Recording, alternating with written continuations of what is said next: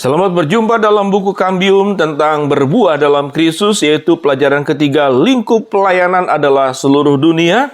Roma 10 ayat 14 sampai dengan ke-15. Bagaimana mereka dapat percaya kepada Dia jika mereka tidak mendengar tentang Dia?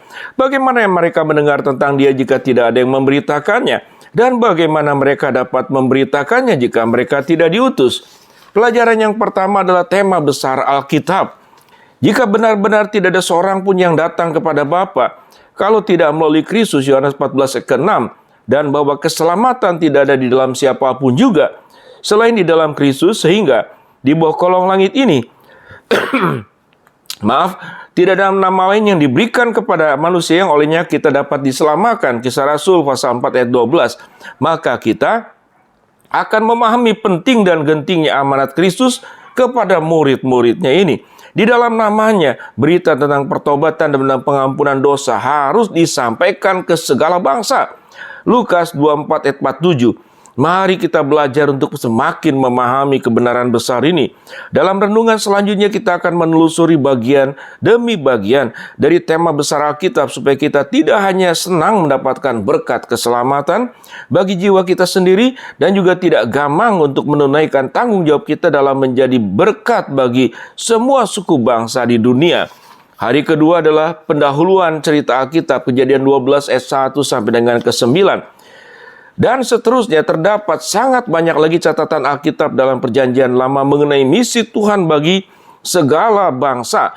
Perjanjian Lama berulang kali dan dalam berbagai cara mengukuhkan perjanjian Allah dengan Abraham dan keturunannya. Hal inilah juga yang dinyatakan Tuhan Yesus ketika Dia membuka pikiran murid-murid untuk mengerti kitab suci. Lukas 24 ayat 45 sampai dengan ke-48 yang sudah kita pelajari dalam renungan sebelumnya. Tuhan kita adalah Tuhan yang misioner karena Dia memiliki tujuan agung dan misi yang hendak Dia genapi. Pertama, mengenai janji berkat melalui penebusan Kristus. Kedua, mengenai tanggung jawab untuk membawa berita keselamatan itu ke seluruh bangsa. Pelajaran hari ketiga, yaitu isi cerita Alkitab Kisah Rasul 3 ayat 11 sampai dengan ke-26. Konsekuensi dari hal ini adalah janji dan perintah yang diberikan kepada Abraham dan keturunannya juga berlaku untuk kita. Sebagaimana halnya pada Abraham, Tuhan berjanji untuk secara khusus memberkati orang percaya dengan tujuan supaya melalui orang percaya, semua kaum di muka bumi mendapatkan berkat. Janji dan perintah itu berlaku pada kita.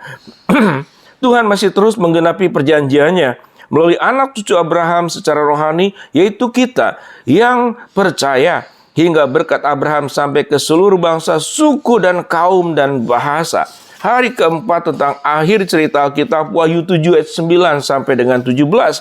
Pada bagian awal perenungan kita belajar bahwa keselamatan dan misi merupakan tema besar Alkitab. Setelah kita menelusuri pendahuluan isi dan akhir cerita Alkitab, kita memperoleh gambaran besar tentang tujuan dari misi Tuhan bagi dunia melalui gerejanya. Christopher Wright dalam studinya tentang seluruh Alkitab menuliskan bahwa kebanyakan orang Kristen akan setuju bahwa Alkitab memberikan dasar bagi misi. Tetapi misi lebih besar daripada itu. Kebenarannya adalah Alkitab didasari oleh misi. Seluruh Alkitab digerakkan oleh misi Tuhan dan mengenai misi Tuhan. Jika kita mencintai Tuhan dan kemuliaannya, jika Alkitab seluruh pernyataan Tuhan tentang dirinya, dan jika misi merupakan tema besar Alkitab, pendahuluan cerita dan kesimpulan, maka kita perlu sangat sungguh-sungguh untuk menanggapinya. Hari kelima tentang dunia ABC, Roma 15 ayat 15, 14 sampai ke 24. Apa yang dimaksud dengan dunia ABC? Dunia C adalah orang-orang yang mengidentifikasi dirinya sebagai orang Kristen, baik orang Kristen sejati maupun orang Kristen nominal. Apa itu dunia B? Yaitu orang-orang yang hidup dalam jangkauan orang percaya, mereka memiliki kesempatan untuk mendengarkan dan menerima kabar baik. Yang orang dalam dunia C yaitu orang-orang yang hidup di luar jangkauan orang percaya. Mereka sangat sedikit bahkan seringkali tidak memiliki kesempatan untuk mendengar dan menerima kabar baik. Seperti Paulus, jika kita ingin mengambil bagian dalam penyelesaian amanat agung di antara segala bangsa, kita perlu secara sengaja untuk membuat strategi dan prioritas yang mencakup tugas yang masih belum selesai di suku-suku terabaikan, sehingga mereka juga dapat mengalami sukacita penuh karena mengenal, mengasihi, dan memuliakan Tuhan. Hari ke-6 penghalang terbesar misi Matius 24 ayat 3 sampai dengan ke-14. Di berbagai tempat kita mendapati ladang yang sudah menguning dan siap untuk dituai. Masalahnya seringkali bukanlah pada kesiapan ladang, tetapi pada kesiapan penuainya. Hambatan-hambatan lain dalam kasih karunia Tuhan akan dapat diatasi jika orang-orang percaya memiliki dan mewujudkan misi untuk membuat kemuliaan Tuhan, membawa kemuliaan Tuhan pada semua suku bangsa.